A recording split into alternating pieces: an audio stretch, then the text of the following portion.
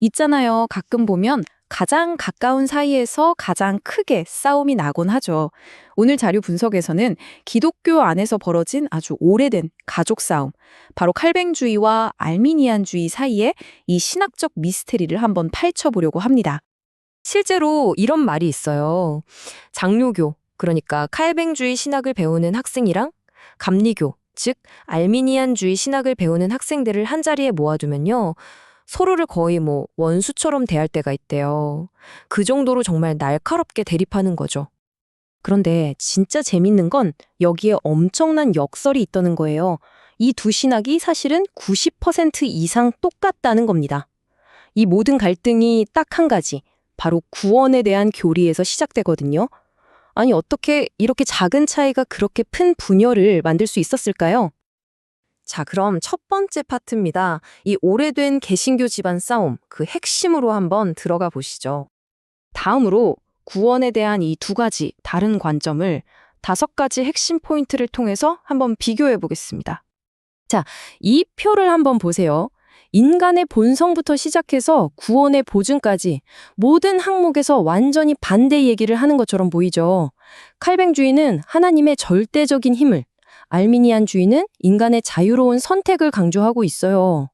와, 이 둘 사이의 간격? 이거 도저히 메울 수 없을 것 같지 않나요? 바로 이 지점에서 우리가 질문을 던져야 해요. 아니, 어떻게 똑같은 성경을 기반으로 하는데 이렇게까지 다른 관점이 나올 수 있을까요? 그 답은요, 단순히 신학 이론 안에만 있는 게 아니에요. 바로 역사 속에 그 힌트가 숨어 있습니다. 세 번째 파트, 교리 뒤에 숨겨진 이야기입니다. 이 교리들이 그냥 하늘에서 뚝 떨어진 게 아니거든요. 특정 역사적인 상황에 대한 아주 열정적인 응답이었던 거죠.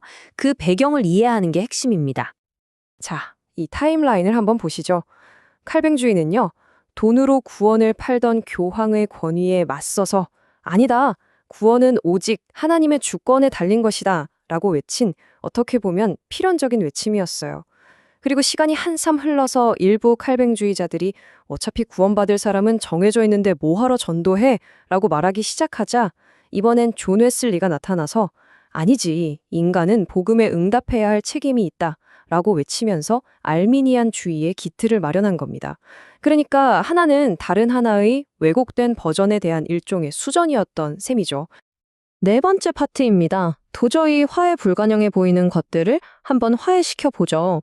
이제 역사적인 맥락을 알았으니까 이 두 관점을 하나로 모을 수 있는 방법을 찾아볼 시간입니다.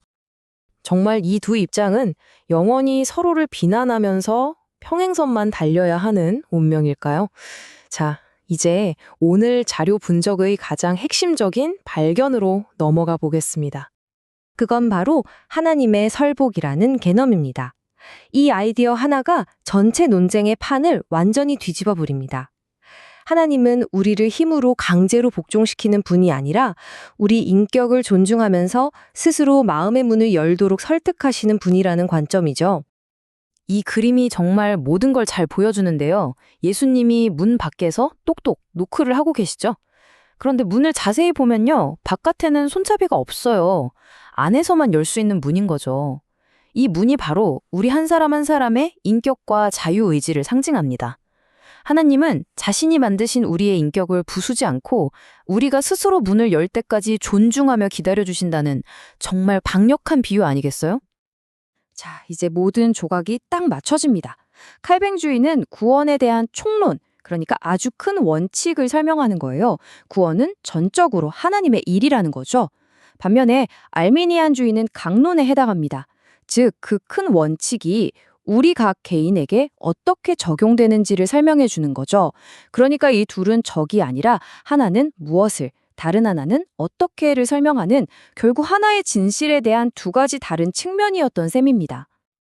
자, 이제 마지막 5번째 파트입니다. 이 신학적인 화해가 과연 우리에게 무엇을 의미하는지, 우리 삶에 어떤 실질적인 교훈을 주는지 한번 알아보겠습니다.